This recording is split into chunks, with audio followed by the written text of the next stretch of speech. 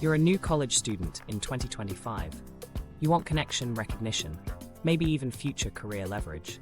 Do you rush a fraternity, knowing recent transparency investigations have tallied hundreds of hazing incidents in recent years, with long-running databases documenting hundreds of fatalities across history, and with new federal reporting rules just beginning under the Stop Campus Hazing Act? Or do you walk past and risk losing access to an instant tribe? It isn't just a campus choice, it's a psychological question. The same forces that once kept secret societies alive still pull students forward. And that's where the paradox begins. The paradox of belonging.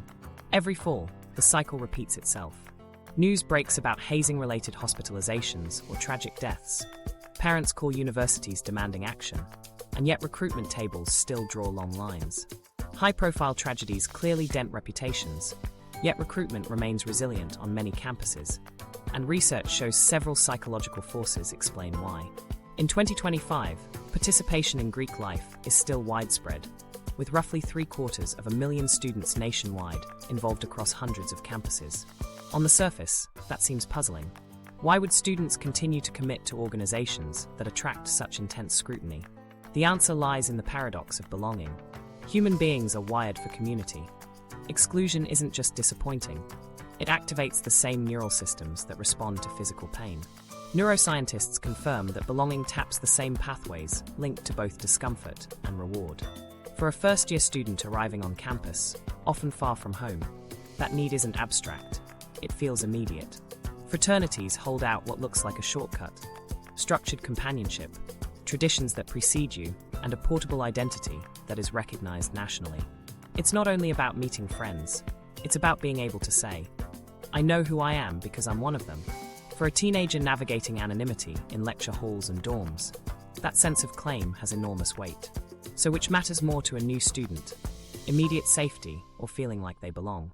The scale tips quickly when fear of loneliness outweighs fear of risk. One key reason the danger doesn't deter students has to do with perception. A hazing story might dominate headlines, but belonging is personal and urgent. Many students think, "That won't be me. My chapter works differently."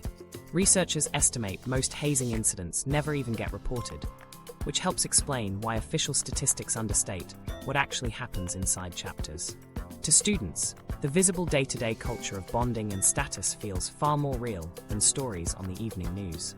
Fraternities also layer exclusivity onto that craving for togetherness. Belonging alone can be found at open dorm events or casual clubs.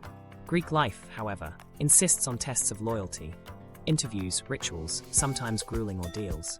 That exclusivity flips danger into evidence of value. Endurance becomes its own form of proof. By suffering through the entry process, members demonstrate commitment, and that makes the resulting acceptance feel rare.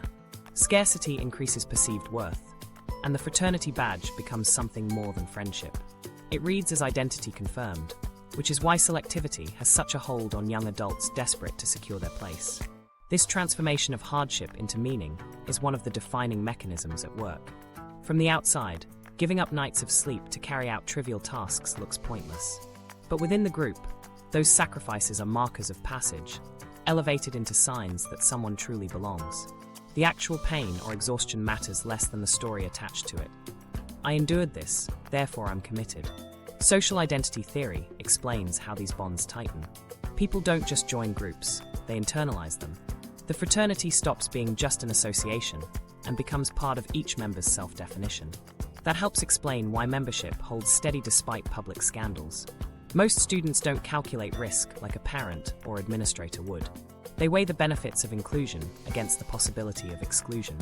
And exclusion is always more vivid. Walking into a lecture hall of 200 strangers, wearing a sweatshirt with Greek letters, suddenly transforms anonymity into recognition. You spot others from your chapter, and in that instant, you feel visible, significant.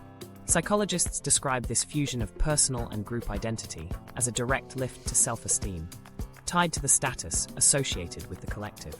That recognition can override countless abstract fears. But there's a trade-off. The same force that binds can also blind. When the group's identity becomes intertwined with an individual's sense of self, any threat to tradition feels like a personal attack. That dynamic explains why students sometimes excuse risky or demeaning practices instead of abandoning them. Hazing doesn't weaken connection. Paradoxically, it strengthens it. The brutality itself gets redefined inside the group as evidence of authenticity. From the outside, danger looks like a reason to walk away. From the inside, it feels like a guarantee of meaning. Official surveys reinforce this reality. Many students admit they've seen hazing on campus, yet the overall membership numbers barely shift. Decades of tragic headlines haven't collapsed recruitment. Each new class sees the visible payoff of fraternity membership, social events, networking, recognition, and concludes the risk is acceptable. And when peers also line up, that collective action itself sends a powerful signal. The group is worth it. In practice, danger is not the deterrent outsiders expect, but rather part of the package that makes membership meaningful. What's most striking is how students perceive what's avoidable versus what isn't. Hazing injuries seem rare, framed as edge cases unlikely to strike an individual. Loneliness, by contrast, is something they already see and fear. Being left out feels predictable. For that reason, the motivation to join is less about ignoring risks and more about solving what feels like the most immediate problem in their lives: finding belonging quickly. When measured against that need, nightly chores, grueling rituals, or even physical dangers shrink in significance compared to the certainty of connection. By the time a student has crossed into fraternity life, leaving no longer feels like self-protection. It feels like exile. Membership becomes embedded in personal history, and detaching means dismantling an identity. That's why reform efforts often face resistance, and why news stories rarely empty the lines during rush week. From the inside, the costs have already been transformed into proof of loyalty. From the outside, it looks baffling. Understanding this paradox of belonging clarifies why Greek life endures. It isn't that students are blind to danger, it's that identity and connection hold greater force. But community has never been the only promise fraternities make. To grasp their persistence fully, we also need to ask why secrecy, codes, and rituals held such enduring appeal in the first place. A legacy written in secrets. Fraternities came into being not as random inventions, but as deliberate borrowings from older traditions. Early student groups in the late 18th and 19th centuries styled themselves after civic fraternal orders and honor societies. They borrowed the love of ritual, symbols, and secrecy directly from models already powerful in American society, most famously the Masons. When the first generation of college fraternities appeared, they carried over coded handshakes, passwords, and initiation rites. What began as intellectual or honor societies gradually redefined themselves as social fraternities. This shift placed them squarely in the cultural crosswinds of the early 1800s, when the anti-Masonic movement stirred suspicion about secret associations. Yet secrecy, rather than discouraging participation, seemed to make these campus societies more magnetic. That paradox, watching secrecy alarm outsiders but intensify commitment inside, defined the early reputation of fraternities. A closed ritual in a dimly lit room may have seemed trivial to onlookers, but to the members it conferred meaning. The very act of keeping something hidden made it feel valuable. Secrecy was more than theatrics. It was a mechanism for filtering who truly belonged. Those willing to memorize obscure scripts, guard words at personal cost, and accept rules that outsiders mocked were proving devotion. Social scientists call this costly signaling. The harder the test, the stronger the message. If entry required time, discomfort, or even humiliation, then membership could not be accidental. It had to be earned, and that expense made it treasured. The psychology comes into focus when you imagine a student facing his first initiation. He might not know the reasons for the chants or the history of the symbols, but he knows that others before him endured the same. Emerging afterward, he cherishes membership not because of the ritual's content, but because of the shared cost it required. The secrecy turns private actions into a badge of belonging. Even a simple handshake becomes loaded because it is not available to everyone. Within that framework, traditions do not need rational explanations.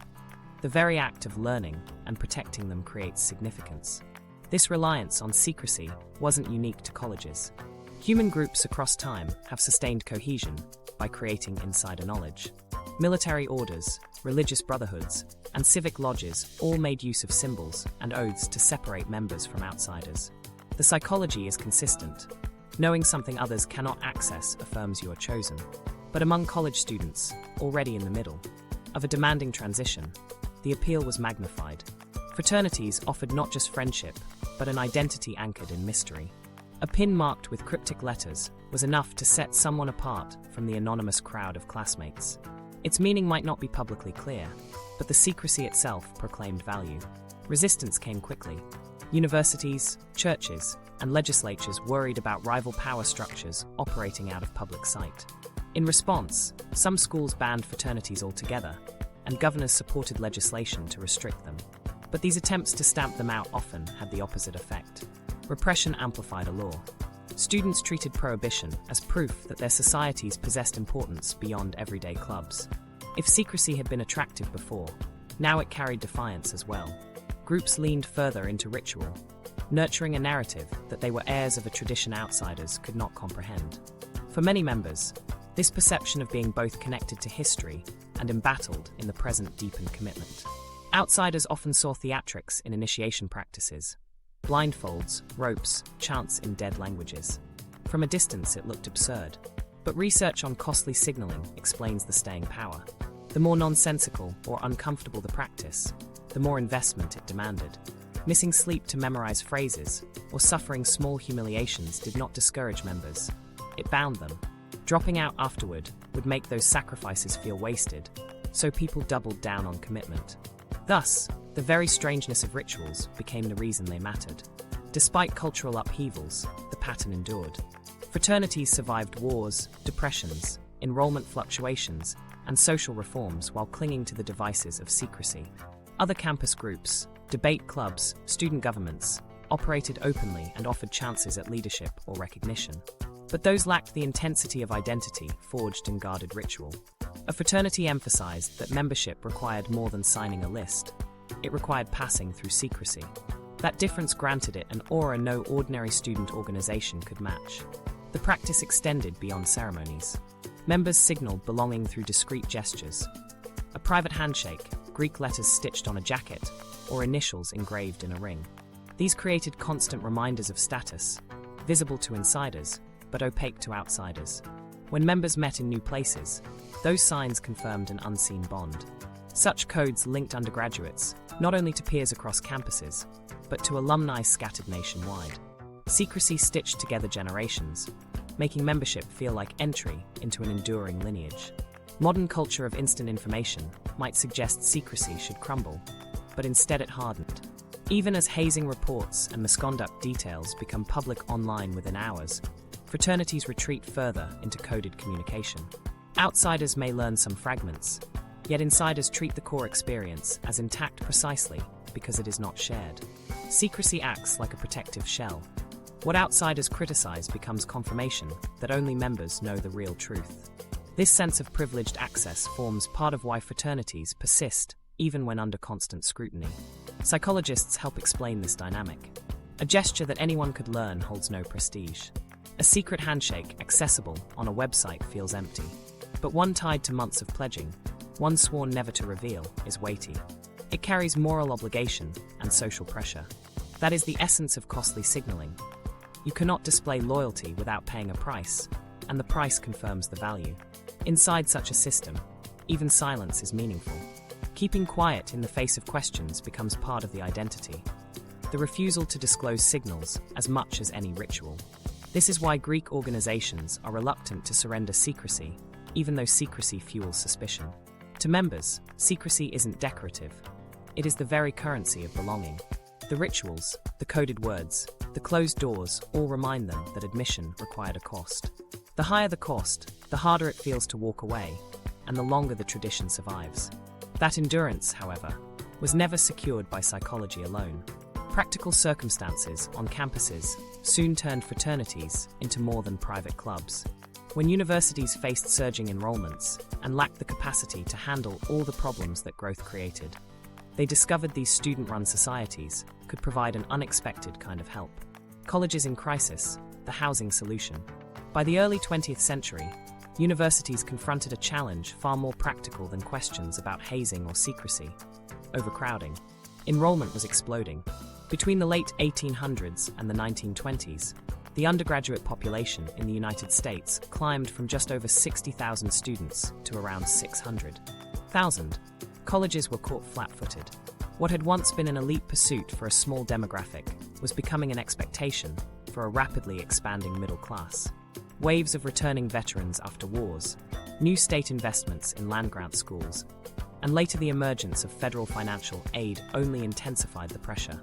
Every surge of students meant the same problem: not enough beds. Dormitories were slow and expensive to build. They required long lead times, major fundraising campaigns, and huge outlays. Most administrators were not prepared to gamble on large-scale construction when demand was unpredictable. Into this breach stepped fraternities with a simple but crucial offer: their own houses. Funded by members and alumni, run by students, these chapter houses absorbed the overflow that universities could not handle. A single fraternity house might shelter 30 or 40 students.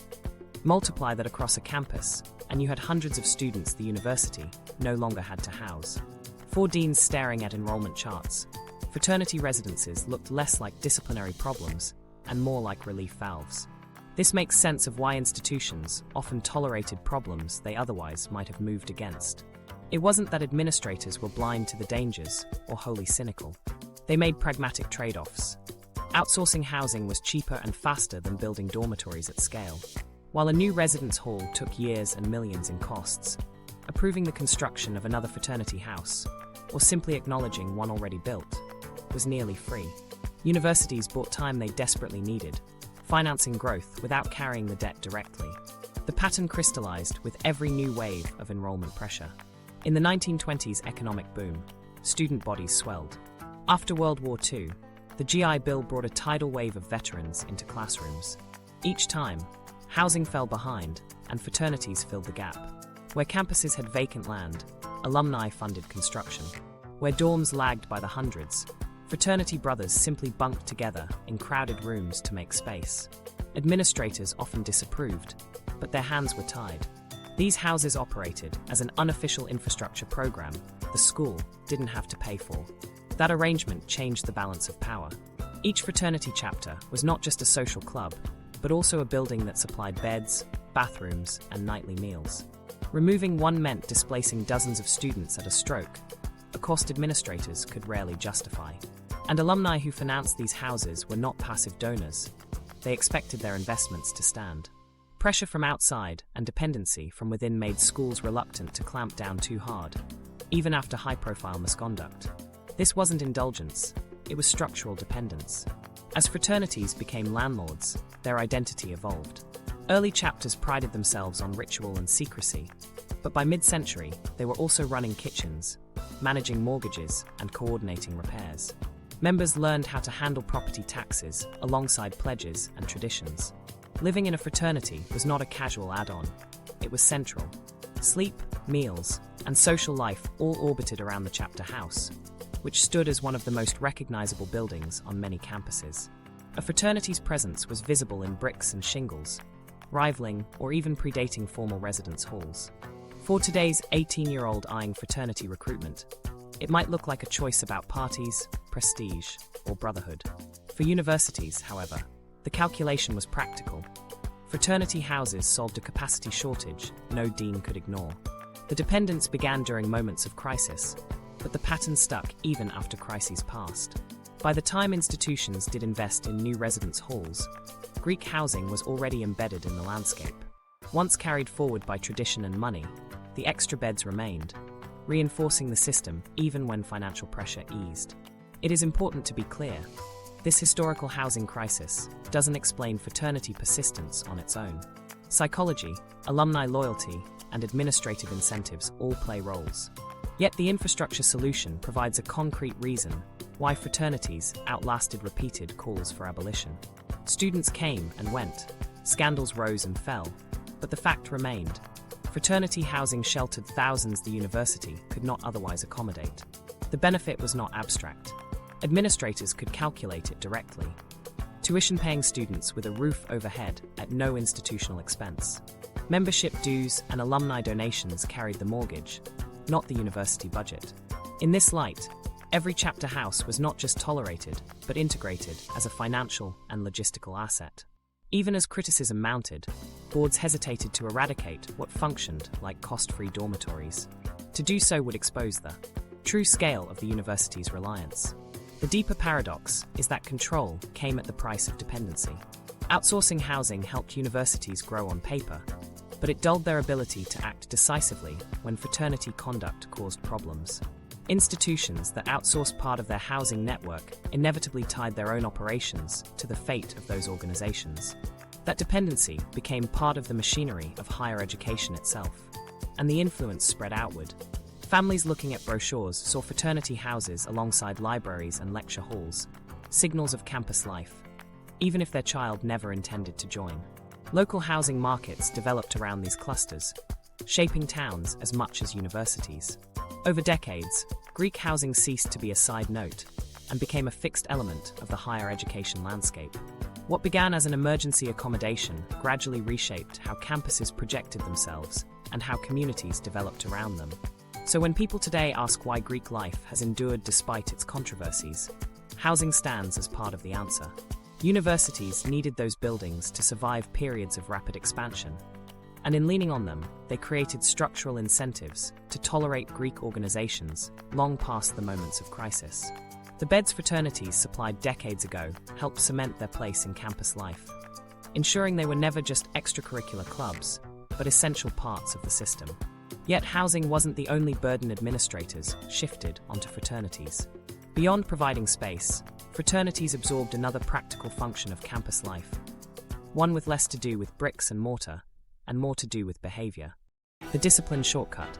Managing undergraduates has always meant channeling restless energy, and nowhere is that more concentrated than in 18-year-olds suddenly free from parental oversight. Each fall, thousands arrive eager for outlets, social, physical, and emotional. Universities recognized early that containing this energy would require staffing, supervision, and enforcement capacities on a scale few budgets could support. Instead of expanding bureaucracy, many institutions adopted what became, in practice, a discipline shortcut, letting fraternities police themselves, and by extension their peers. Administrators historically leaned on chapter officers and alumni networks to enforce order, which reduced the need for extra staffing and muted oversight costs. A fraternity was never just a house with beds.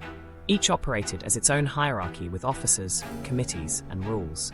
Leadership roles mirrored small governments: presidents, treasurers, sergeants-at-arms. Within those structures, discipline unfolded daily. A pledge who shirked house duties might be fined or assigned extra work. A member who caused trouble at a party could expect sanctions from peers before anyone outside was notified. Colleges often deferred enforcement to chapters, which meant routine problems could be handled internally until they escalated publicly.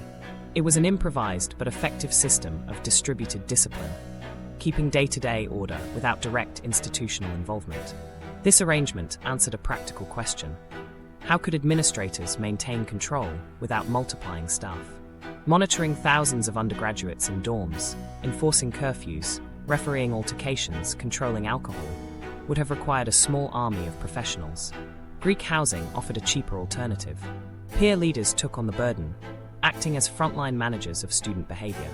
Outsourcing discipline lowered short-term costs, but increased the chance of hidden harms, since peer enforcement blurred with hazing and informal punishments that rarely entered official reports. Distance was the real benefit. If fights broke out in a chapter house, deans could wait for fraternity officers or national organizations to respond. If academic performance slipped in one house, the problem was framed as internal rather than a reflection on university policy. Each hour a fraternity president handled disputes was an hour an administrator could redirect elsewhere. By appearing orderly while relying on unpaid student leaders, colleges created the impression of oversight without bearing its expense. Legal complexities of student conduct policies and Good Samaritan rules only reinforced the appeal. Keeping enforcement in Greek houses meant one less layer of liability pressing directly on the school. For members, the system reshaped identity. Fraternities projected themselves as social hubs, but internally they operated like miniature governments. Older brothers instructed, fined, and shamed younger ones. Chapters staged their own hearings, some resembling councils, and others veering toward theatrical judgments. Discipline was rarely gentle. Chores, exclusion, or public reprimands were routine. but the point was to show that responsibility mattered. Being subject to rules enforced by peers gave students authority they would not have held otherwise, while sparing universities the expense of adult supervisors. But the same shortcut also created vulnerabilities. Because peers wielded power, hazing could hide under the guise of discipline. What a university considered self-management might look, in practice, like older members humiliating pledges. Was forcing someone to clean floors at 3 a.m. discipline or degradation? Was yelling through rehearsed rituals a teaching tool or abuse? Administrators sometimes preferred not to know until injuries, emergencies, or headlines forced attention. Until then, the shortcut delivered exactly what institutions wanted: order at low cost, invisible to official ledgers.